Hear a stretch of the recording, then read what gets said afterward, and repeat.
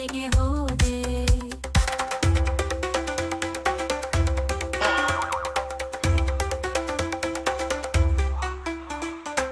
ಆಲೂಗಡ್ಡೆಯ ಮಗು ಸಿಂಗಲ್ಲಿ ಆಡುತ್ತಿತ್ತು, ಅದು ನಗುತ್ತಾ ವೇಗವಾಗಿ ತೂಗಾಡುತ್ತಿತ್ತು. ಆಲೂಗಡ್ಡೆಯ ಮಗು ಸಿಂಗಲ್ಲಿ ಆಡುತ್ತಿತ್ತು, ಅದು ನಗುತ್ತಾ ವೇಗವಾಗಿ ತೂಗಾಡುತ್ತಿತ್ತು.